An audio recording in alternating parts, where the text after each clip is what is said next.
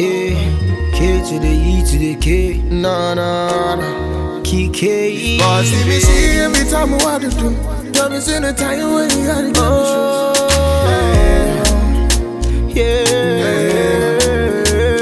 She wants wider. See my gypsy girl. For something to myself.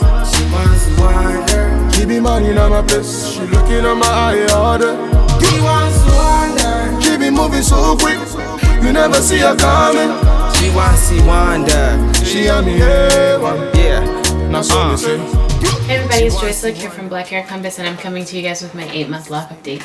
So before I jump into everything with just my 8 months, I wanted to start off by talking about my experience in Hawaii and things that happened to me as it relates to just my hair and the maintenance of my hair. So first off, I thought it was interesting that Hawaii has a very significant Asian population.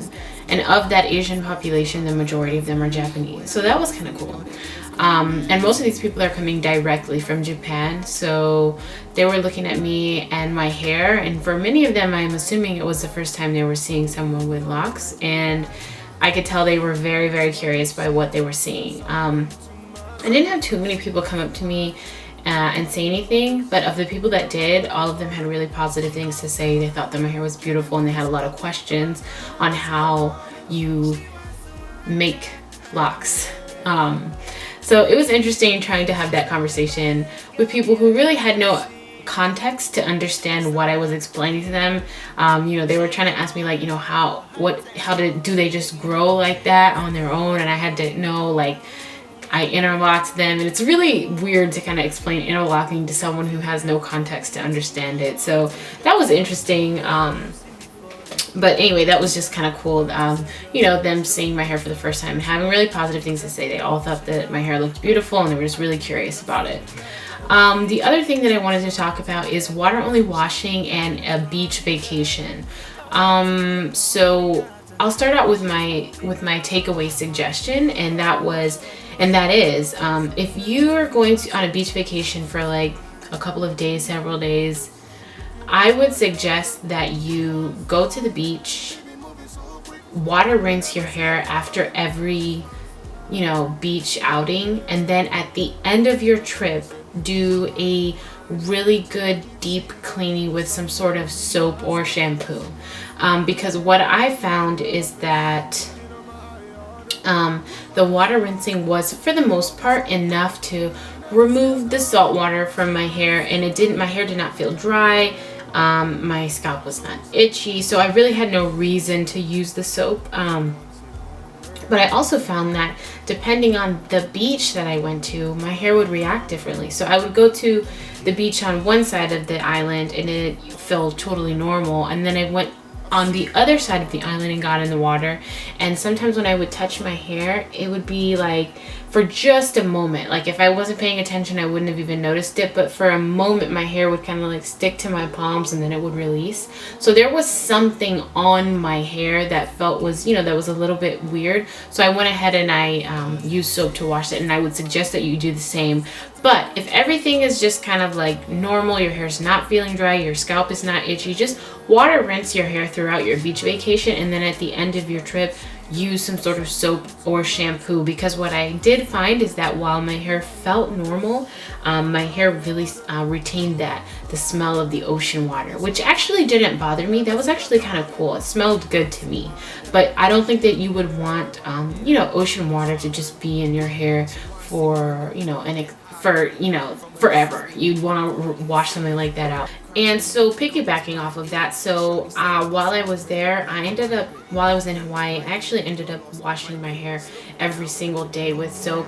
That had absolutely nothing to do with the ocean water and everything to do with the castor oil I was trying to get out of my hair. If you guys missed my vlog where I talk about the castor oil and trying to get that smell out, I would suggest that you watch it. I don't know what happened, but over here, I originally had some coils, and those coils exploded and reappeared. I have like 8 baby locks over here, all of which were not there before I went on my trip, and they're pretty small, which is good because that's matches the size of my other coils, but for the most part what I did is I either took the coil that formed on its own and either braided it, or I interlocked it, and in some cases I just let them stay as coils. So I thought that was kind of interesting. I had coils there, like larger coils, and then after all the washing, those coils like disappeared and then new ones reappeared. I combed that giant lock out,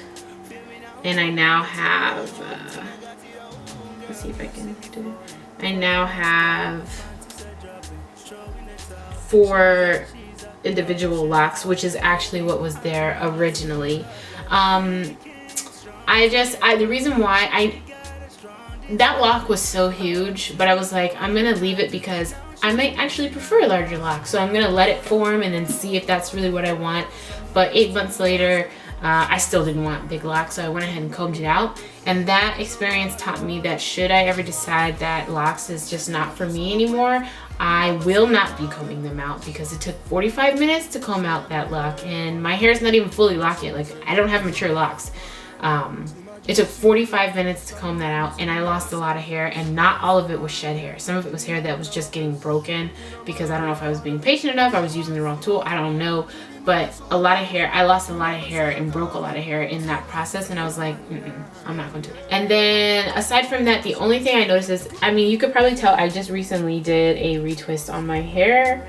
And I actually love doing retwists, not for the appearance of the retwist, but because it gives me an opportunity to really get up close and personal with my hair to figure out if there's any red flags or problems that I need to address. Like, I usually find issues with my hair while I am addressing my new growth, which is good because it gives me opportunity to catch problems early and address them.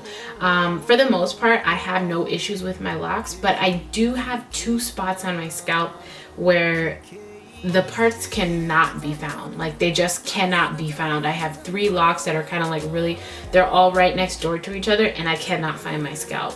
And in the past, I would just cut so that I could reestablish those parts, but I already learned that when I use scissors, I tend to thin out my locks, and that thinning is quite profound because I already have small locks.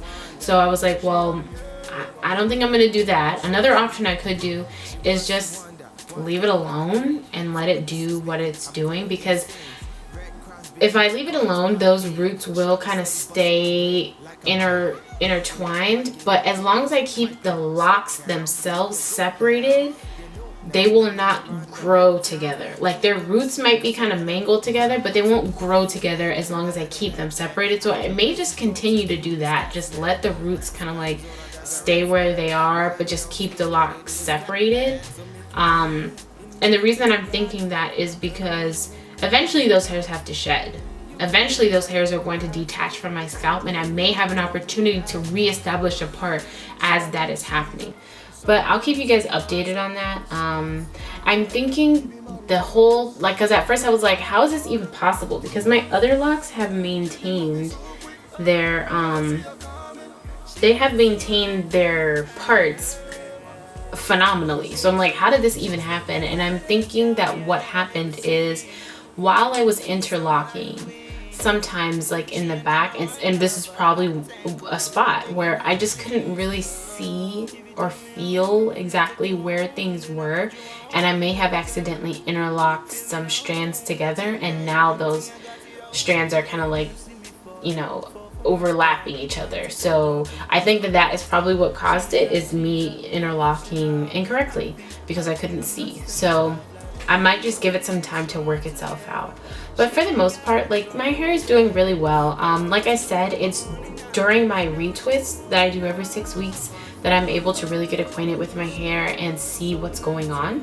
And I don't know why, like, for the most part my hair looks the same, but to me it just is really coming into its fullness. And I have this past I just retwisted my hair this week, and I was just really appreciating the way that it's looking. Like, it's getting really thick and full, and I just remember when I started out with those really skinny locks, and there was nothing wrong with it. I actually thought it was beautiful, but you know, my hair has taken on an identity of its own, and it's really coming into itself, and I'm really liking what I'm seeing. I think that there's always an amount of fear when you start locks for the first time, especially if you're doing them yourself, because you don't know what to expect. You don't know what you're going to end up with. And I can say that 8 months later, I'm really pleased with how my hair has developed and how it's coming along. Like, I'm really happy with my results, and that gives me a lot of that makes me feel really pleased, because like I said, you can feel a little bit of anxiety and angst because you don't know what you're gonna get.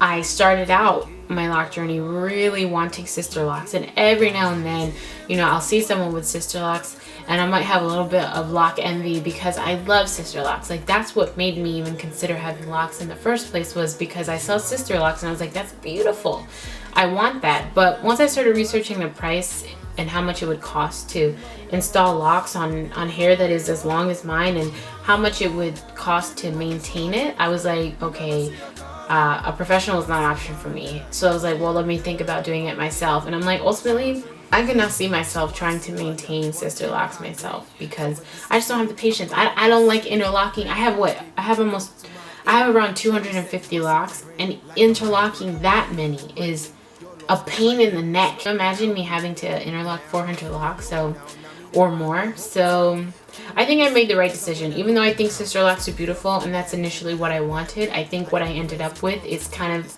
exactly what I needed. I have small locks, but locks that are not so small that it really breaks, you know, my neck to really to maintain them. I'm happy with the way they have come out, and again, I'm just so happy to have made the decision that I made. They suit me so well, and the only regret I have is that I wish I had done it sooner. Honestly, that's the only thing. I love them. Alright, but anyway, thanks for tuning in for my 8-month lock update, and I will see you guys next time.